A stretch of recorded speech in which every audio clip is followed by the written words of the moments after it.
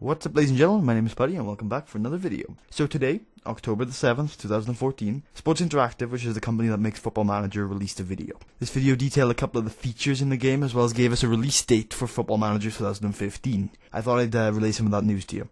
First of all, the release date is November the 7th, 2014. It's about a month's time. For most years, they usually release a demo version to pre-orders in 2 weeks before release date. I'm not sure if they're going to be doing that this year, but if they are, that date works out around about the 24th of October. That's it for the breaking news, so anybody who's came here for that, that's about it. I'm going to go through a few of the features that I'm excited about next, as well as I want to ask you guys a question. If anybody is really interested in my series, I don't think anybody really will be, but if you are, I've got two teams I'm thinking of. Well, one team and then another rough idea. First of all, I'm a Liverpool fan, as some of you may know, and that means in most Football Manager games I usually start as Liverpool, because I usually know the reserves and the under-18s and the team to a T. Most years I'll know that. I'll know every player and what they're good at, and it means I can get my ground in the game and go like 10 years just figuring out players, and then within 10 years I know all the regens and what they do, so I'm pretty familiar with things. So I usually start with Liverpool, but I think this year I don't know the reserves that well. I don't know the under-18s as well as I used to. Like back 2 years ago in FM12, or 3 years ago now, I knew Connor Cody, and obviously Raheem Sterling at the time was really unknown. It's crazy to think of that 3 years later. Who else was good back in the day? Sami Diezil, I don't know if he's good anymore. He was for a couple of years. I did say Connor Cody. Andre Wisdom obviously was a relative unknown. Danny Wilson, I remember he was quite good. And Sebastian Coates obviously developed well. He probably still does, Sebastian Coates, but he's quite old now. Anyway, I don't know as many as the reserves as I used to, and so it's difficult for me to.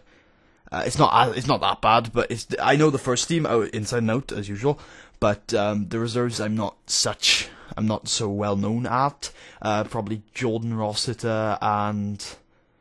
Jordan Williams, Jordan Williams, the Welshman, as well as, of course, the usual suspects, Aib, Yezil, Cody, Wisdom, Coates, I think Wilson is gone, Robinson, Flanagan, who's pretty much a first-team player by now, and, what's his name, the young Scottish lad, no, not Scottish, Irish lad, the right back, Ryan... I can't remember. Anyway, I can probably find my way around the reserves, but I don't know them inside and out like I used to. So if anybody would like me to play that, I'll give you two options in a second, but that's one option. And then the other one is to play as a Welsh team. I'm not talking like Cardiff, Swansea. I'm not talking Cardiff or Swansea.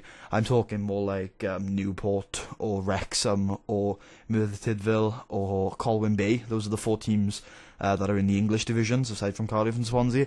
And then, of course, you've got the whole Welsh Premier League, so like TNS, who always end up in the Champions League every year, Bangor and Neath have liquidated. I think Llanelli have as well.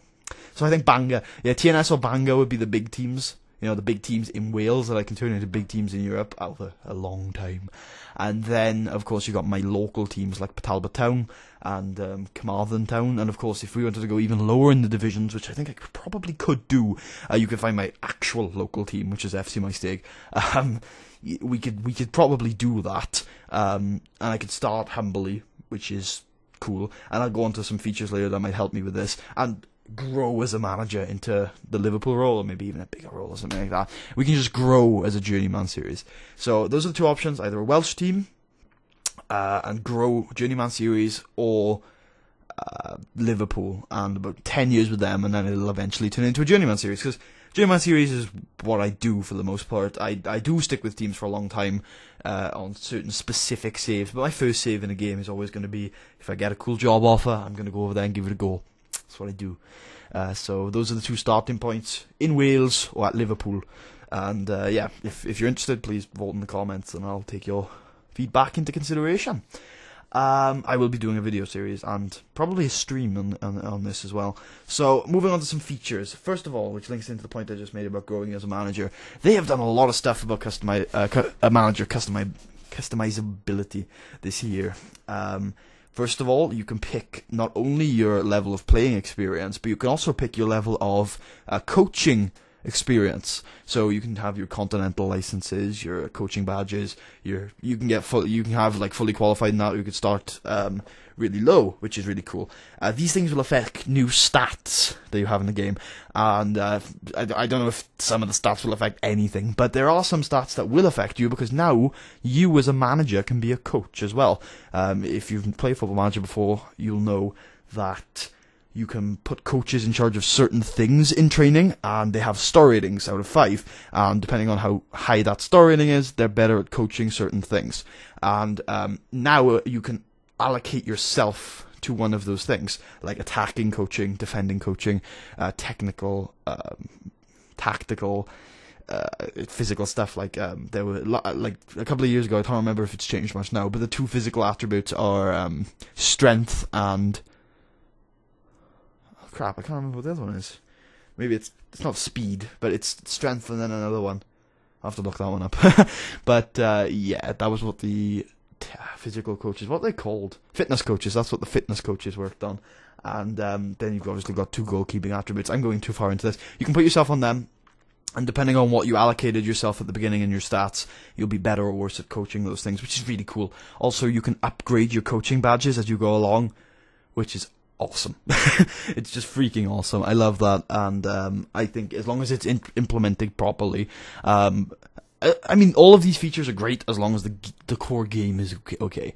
Which, looking at the updated match engine, my second feature, is great. The match engine looks pretty good. It still looks janky, let's be honest about it. It's not the greatest match engine in the world. It's not going to live up to the football playing games on like PES or FIFA. Of course it's not. It's just not that kind of game.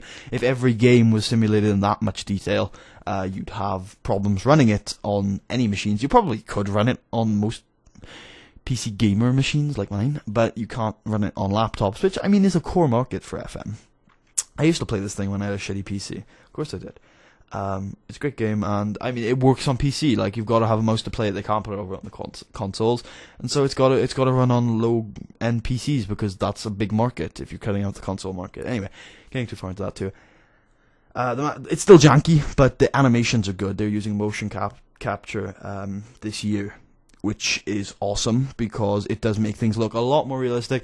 The ball still doesn't, the ball isn't in the right place most of the time, and they're cherry picking footage in that video, so I don't know whether or not the keepers are as good as they say they are, but certainly, like last year, I literally went on a tirade on one of my saves, to buy as many keepers as I could. Like, I spent over 200 million over 3 years on keepers, just to experiment and see if there was any keeper in the world that was good enough to save a goal.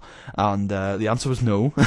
I went through Hugo Lloris, Manuel Neuer, I started with Victor Valdez, and I got in Begovic, I got in Mignolet, I got in I think I got in Joe Hart eventually, and a couple of youth keepers, and Jose Manuel Pinto, and none of them looked decent. And yeah, I was pissed. So yeah, I hope keepers are better this year, because they were dreadful. They were dreadful last year. I like the user interface changes. Oh, let me go back to the match engine. I think possession should be cool. The weather system seems awesome, and I love the fact stadiums have been improved. One of those stadiums genuinely looked like the Bernabeu. Like, it genuinely looked like real life. And the stadium it showed with without curved edges, properly looked like Anfield. Obviously, it wasn't Anfield in the game, so it wasn't going to look like Anfield completely, but at least it wasn't curved edges at Anfield, which was dreadful for the last couple of years. So yeah, the stadiums look cool. I don't care about the burger vans. But, I mean, the match engine looks better, which is good. Keep making steps forward, even if it's not perfect, which it won't be. It looks better, which is great. So, moving on, I like the user interface. I know they've gone back to a sidebar, which a lot of people won't like, but I do. I've used many a sidebar skin in FM12, which is actually, just to let you guys know, my base. FM12 is, in my opinion, still the best, most modern game. Oh god, voice crack. The most recent good game. There are better games before it, but since FM12, nothing has beat it. And, yeah, so that's what I use to go off it. I've used many a skin in FM12 that use the sidebar, and I do like the sidebar style, and the way they've done it here, it's decluttered the interface in a lot of ways, but to be honest with you, the interface doesn't matter to me too much. I like the search bar at the top, that looks awesome. I like the search engine, that looks fine. Scouting seems a bit janky as it was last year, but hey, you know, once I get used to it, it'll probably be alright. Tactics. I like the way tactics are looking and the way you can influence the game with your touchline team talks. So I like the way the tactic familiarity thing is like, for those of you who have never played FM.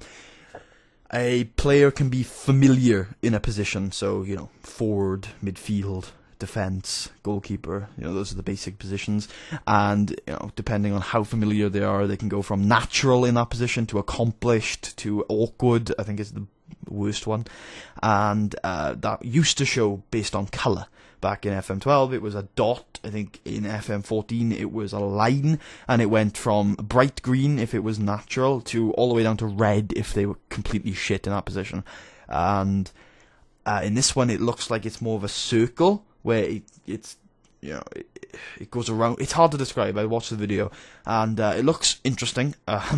It certainly is a bit iffy because I'm like, is he that good in that position? But honestly, I mean, I like rough. I like being rough because it makes it more realistic. I like how you can slightly move players forward. So I saw a formation with like a flat 3 in midfield, but the left-hand midfielder was a slight bit forward to the rest of them. That's cool. I didn't like in the previous games where if you wanted someone in the midfield to, for me, it feel more attacking, you had to put him in a different line. You couldn't just slightly move him forward. Like, again, for anybody who doesn't know much about football, there's obviously a flat midfield line, and then there's a defensive midfield line, and then there's an attacking midfield line. And in this one, it seems like you can be more attacking in the central midfield line rather than having to move up to the attacking midfield line. And the other two can do more defensive things rather than having to move into the defensive midfield line. That seems interesting to me. I like that. I like the sideline team talks, which I've always wanted to be able to shout at a player who is doing awfully, because it happens way too much. What I'm hoping, though, is that they don't respond. Also, two things. One, if they're doing shit and I shout at them, they should respond positively, or at least they shouldn't, like, they should acknowledge that they're doing shit. And that seems to be a problem in previous FMs, where a guy's got like a 5 rating. The average, I'd say, is about 6.5. If you've got lower than that, you're doing below average. And then if you've got lower than 6, you're doing badly. I have like a 5 rating, and I say like, oh, you did badly last game. And then they're like, I didn't think I played that badly. And he was the worst player on the team, and we lost. And I was like, just shut up. I hate that so much. Players like not realizing that they've done badly. It just irritates me. It makes me frustrated. And when those things build up, it just makes me hate the game. But yeah, and also the second thing is I want ratings to effectively represent how well they're playing. One thing I had to do last year, and I know this is going to sound crazy to people who don't know Football Manager and people who do alike. I watched in FM14 every single game on full match setting. Yep, that's right. Full match setting. For those of you who don't know, most people will play it on a highlight setting, where it shows you only the highlights. But I was so frustrated with those ratings, those 6, 1 to 10 ratings, not showing how good the players were doing at all, that I had to watch the matches on full 90 minutes just to see, alright, how badly is this player playing? He's actually playing fine. Why have you given him a 6.5 when the player next to him, who has barely made a pass and missed that tackle earlier, has got a 7 rating? Like, come on. 7 is like doing pretty well, and he's done nothing. It's happened too many times for me to even bother. And when the keepers were disastrous last year, I was surprised they ever got over a 6 rating. And yeah, I needed to watch the matches. So I don't want to have to do that this year. I want them to give me ratings that accurately represent, how well they're playing. It's just better for my time. If I see a 7, he should be doing decently. If I see an 8, he should be doing well. If I see a 9, he better have man of the match. It's ridiculous sometimes. It is really bad, those rating systems. So I want them improved so that I can accurately see, alright, he is actually the reason why we're losing. Let's give him a kick up the arse, and then I want him to say, yep, I was the reason why we're losing. I'm going to take my finger out of my arse. Those are the things I want. Other than that, though, the system is, again, a step in the right direction. That's about the last feature I wanted to talk about. If you want to see the rest of them, please click on the video. I've linked it in the description. It's really cool. It's good. Again, I'd like to mention something. God bless Miles Jacobson. He's been working there for God knows how long. The podcasts he used to do were awesome. He does so many public events. He's so confident, and I think he's not the PR guy. He kind of is, but he does so many. He wears so many hats. God bless him. I've spoke to him on many occasions on Twitter. Miles Jacobson is a very good man, and as much as I have ragged on him in the past, God bless him. But aside from that, yeah, the video's in the description. Go check it out if you want to see the rest of the stuff. I'm impressed. If you want a sum up of my thoughts on FM15, I'm excited. I am. As I've said a couple of times during this rant, it's a step in the right direction, which to me is all it really needs to be. Sometimes I see yearly franchises that go backwards. In fact, Football Manager has been guilty of this in the past. Sometimes go backwards or just don't improve enough. This year it looks, and again we're looking at cherry-picked footage with cherry-picked narration, it looks like a step in the right direction. I want to get my hands on the game first. Luckily I wasn't the one who paid for it, so I don't have any expectations of it being good. If it comes in as good, great, I got a great birthday present. If it doesn't, if it's not very good, well, I didn't pay for it anyway. But yeah, so I'm looking forward to evaluating it in a neutral perspective. When I pay for something, I feel like I make it better than it is. But in this case, no. I'm going to evaluate it from a neutral perspective. And yeah, if you want my details, I am going to be streaming the game from either October 24th or November 7th. I've got the pre-orders, so I will get it the first. I will be streaming it as soon as I get it. I will be streaming through seasons. I will be recording. I will do 2 series and a live stream series. So I will do a live stream series where you can see all of it on my Twitch channel. And then I will record all of that and do 2 YouTube series. The first one is going to be called 100% Live. I know that name has been used before, but I mean, it's so generic that I'm sure FM Chris won't mind. And he probably doesn't even know I exist, so who cares? Yeah, first one will be called 100% Live, and then the other one will be called Season Updates. And the first one is going to be just a really garbage series where I'm playing. It's an archive of my stream. It'll be hour episodes, hopefully uploaded like 2 or 3 times a week, where I'm doing the save. I'm just playing through live. You get to see it all uncut. I call it 100% uncut or something, or putty uncut, or FM uncut. I don't know. I'll figure this out closer to time. And then the other one will be every season, or maybe half a season, I will pool that footage together, that horrible uncut footage, and do the best bits of the series. Where the reason why I'm doing it live and recording all of it is so I can get my personal reaction live sometimes. So if a goal goes in, I'm like, oh my god, I'll be able to put that into the season review, and then I'll do some post narration talking about the season, and then I'll put in little bits from my live comm where necessary and stuff like that. So, because if you're going back and commentating over games that have already happened, it's not as exciting to me. So I think I can get the best of both worlds by doing 2 series and pooling them together into a high quality once a week or maybe once a month, depending on how busy I am, season update, and also having the just random stream archives coming out every so often. So yeah, that's what I'm going to be doing with Football Manager. If you're interested in Football Manager, please subscribe to this channel and my Twitch channel, because it'll all go up here early as possible. In fact, 100% Live should be out on the 8th of November, and I will be streaming on the 7th of November. So I will try to do things as early as possible. So if you're interested, click that subscribe button. I hope you guys enjoyed, and I will speak to you guys then.